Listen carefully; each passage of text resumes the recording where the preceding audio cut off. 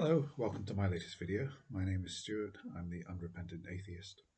And what I want to talk to you today about is um, the impact that science has on my disbelief. In other words, um, what is the net result of scientific knowledge on my disbelief in God? Now, I'm not a hard atheist, so I'm not saying there is no God. I don't rule it out. I accept it as I accept it as a possibility, although I've got no idea whether uh, God is either possible or probable. I've got no opinion about that because I've got no way of actually arriving at a calculation. So I don't know. But I'm not ruling out the existence of a God, and I'm not saying that there is no God, or there are no gods.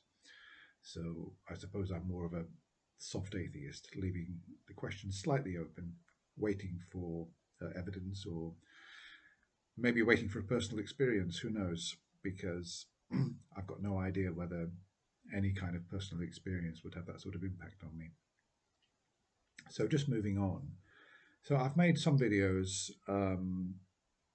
on scientific questions like evolution, intelligent design, and mainly because that tends to be what the reason I make those videos is because quite often Christians will come to me or come to the atheist experience, or they will try to rebut a well-established scientific theory um, with some points they've picked up possibly on creationist websites or whatever, and they're coming to atheists with science, and this is the only reason I'm responding, because in my opinion the net result of science for me on my atheism is actually zero, and I'll try and justify that if I can.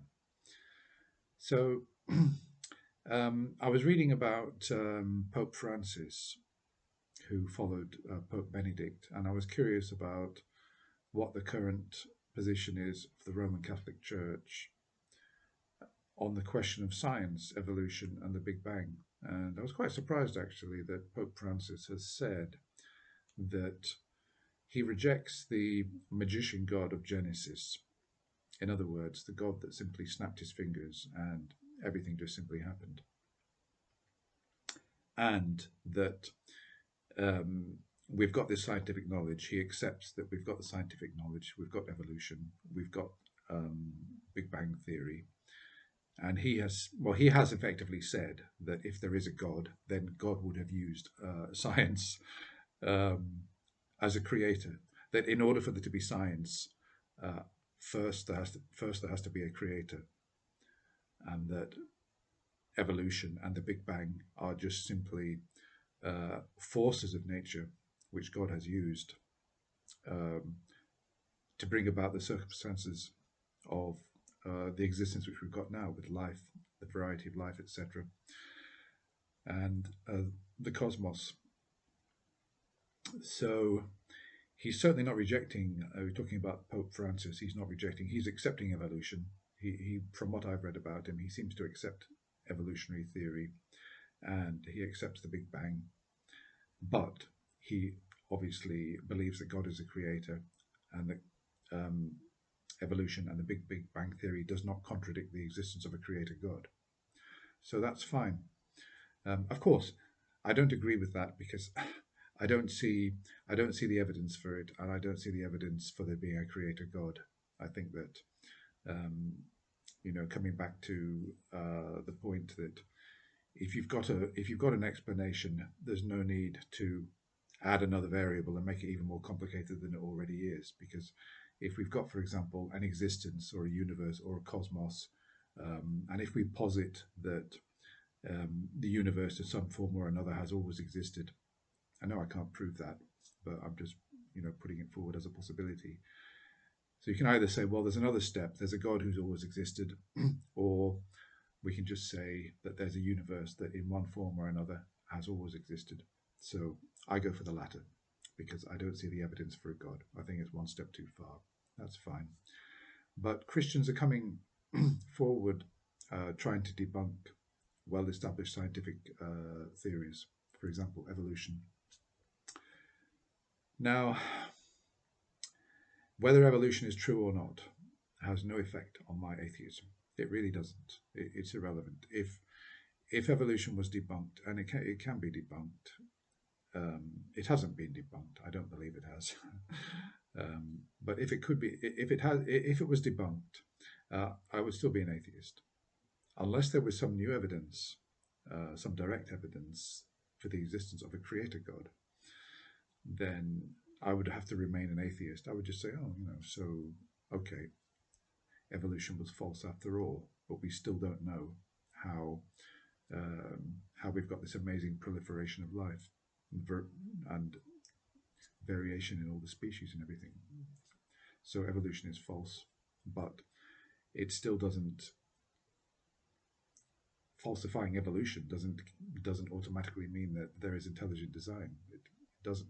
We would then have to start searching for another explanation based on the evidence and not based on presuppositions or unjustified assumptions. So, yes, it's been said before. Other atheists have said that their atheism is not predicated on the validity of the theory of evolution. Okay, so, and it's the same with Big Bang theory. Again, even before I knew anything about Big Bang theory, when I was much younger, and before really I seriously considered evolution, even then I was an atheist. So even before it became clear that human beings had developed this ability to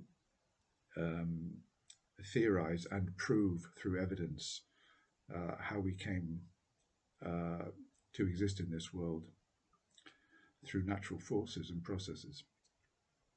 Even before this time, atheism existed. Atheism predates Darwin. It goes way back. There were atheists in the Middle Ages. There were lots of them, and of course, we're talking about a time when, if you voiced your atheism, you'd have your head chopped off, or you would be blinded and castrated. And so, consequently, there were atheists who didn't say anything. Now, this is well before science really had much to say about the world at all.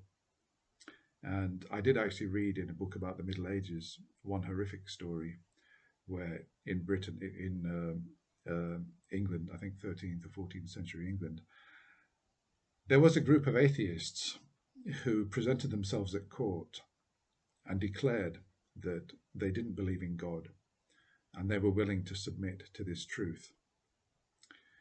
Well, I'll tell you what they did to them. They stripped them down. It was winter. They carted them off into the middle of the countryside. It was snowing, and they dumped them, and they let them freeze to death. So it's no wonder that atheists have only become more evident and vocal since those barbaric times actually ended. But my point is that even before we had the science, there was still plenty of atheists around, because there was no viable explanation for how life had come about, and it would have been in a way easier to say, well, it must be a creator. God must have created human beings as they are, and even then there were atheists. So what I'm saying to you is that my atheism definitely is not predicated on evolution. It never has been, or it's not predicated on the success of any science at all. It's not, because I just don't see that there is any evidence for God. I don't consider the Bible to be evidence for God, and I don't consider nature to be evidence of God. I don't consider existence to be evidence of God. So you'll have to find some other evidence to convince me. And I've suggested in another video the kind of evidence that would convince me. Something which if it was predicted, if a religious man came to me and said, I can prove that God exists to you, I said, well, how are you going to do that? And he said, well, um, I'm going to make Mars disappear. Now, okay, that sounds crazy. But if the next day Mars disappeared and all the astronomers were saying, where's Mars gone? Well, must admit, I would have to seriously consider that, in fact, there is a God. I know that it's not sort of directly concrete proof, but it would be such an awesome demonstration. It would give me some very serious food for thought, and I probably would really start to seriously consider that there was actually a God if I saw that kind of demonstration, because only an almighty creator, I would have thought, could make Mars disappear. Now, of course, I've got no idea what ramifications that would have in the solar system, how it would affect the other planets. Look, I know it's a silly example, but it's the kind of thing which is only an all-powerful God could actually do such a thing. So, yeah, so science for me, um, it only explains to me the natural forces, um, the state of reality in terms of nature, and how life came to be, the sort of mechanical process of evolution, the incremental steps and everything. And as Pope Francis has said, that if there is a God, he could have done evolution, he could have done the Big Bang. So I don't understand why Christians are coming to atheists. No, they don't need to be doing that with science. What they need to be doing first, well, first of all, is acquainting themselves properly with the science.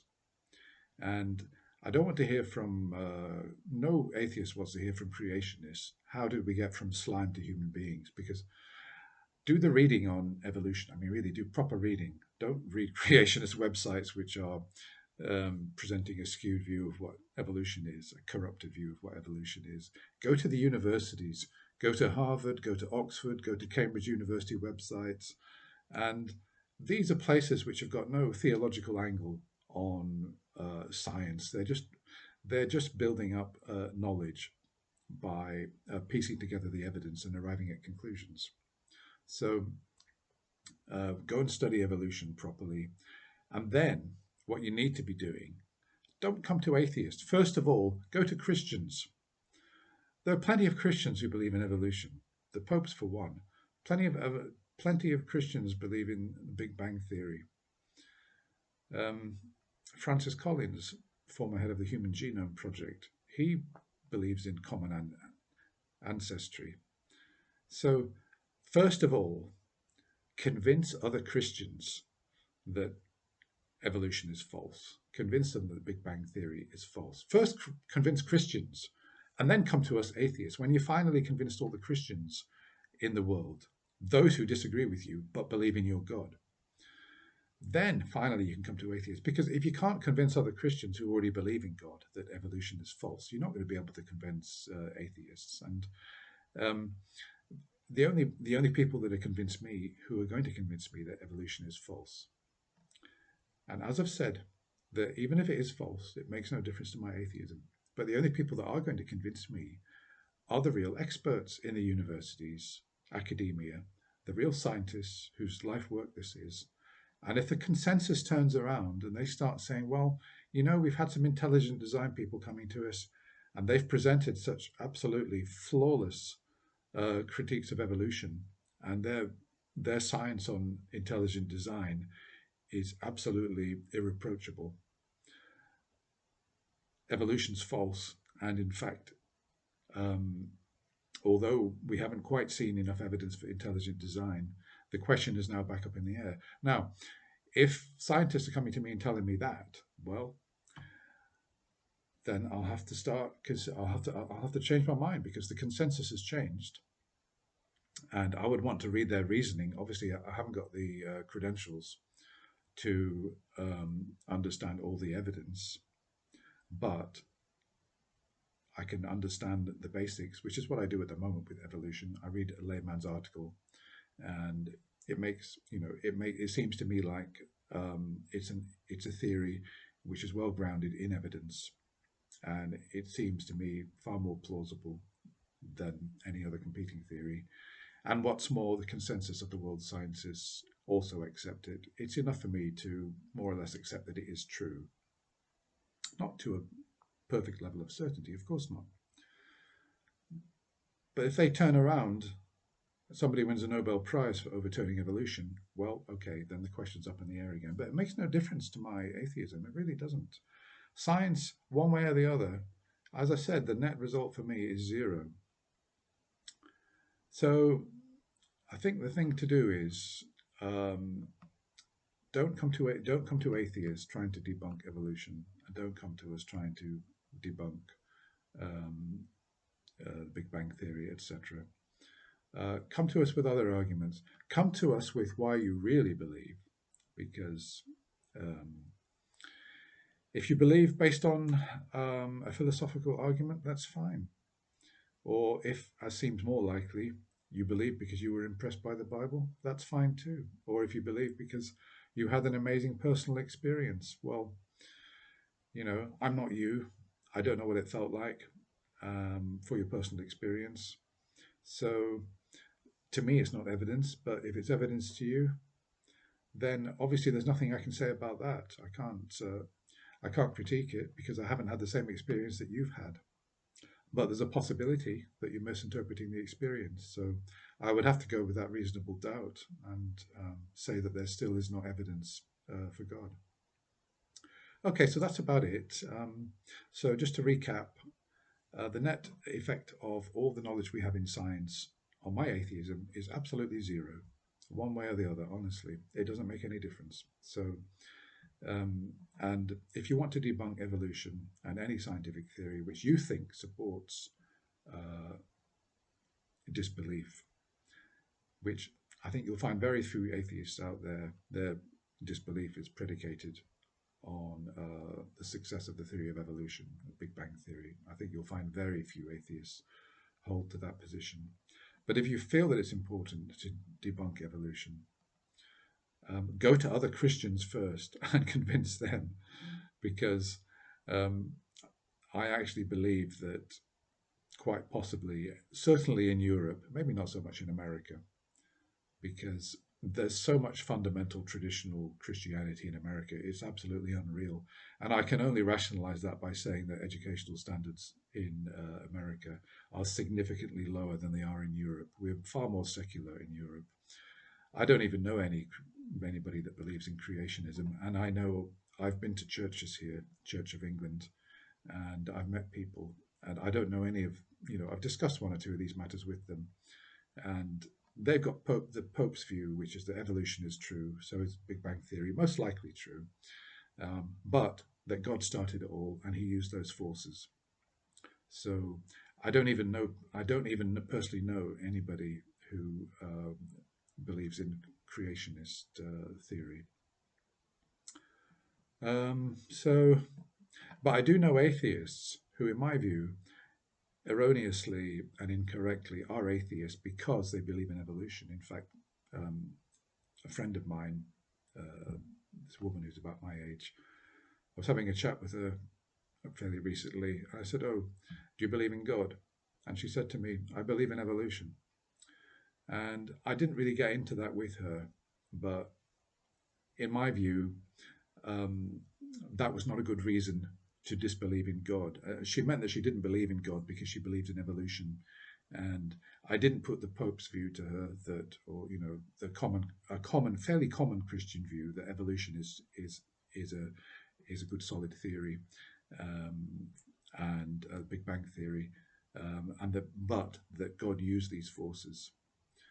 I didn't put that to her and say, well, there are plenty of Christians out there who also believe in evolution. I didn't get into that conversation because in my personal private life, I don't tend to do that. I just don't. I mainly reserve that for my channel and obviously for what I do on YouTube. So that's about all I've got to say on that matter. Let me know what you think of that, of the relationship between scientific knowledge and your atheism or your theism. I'd be interested to know. So that's all for now, and look forward to seeing you again very soon.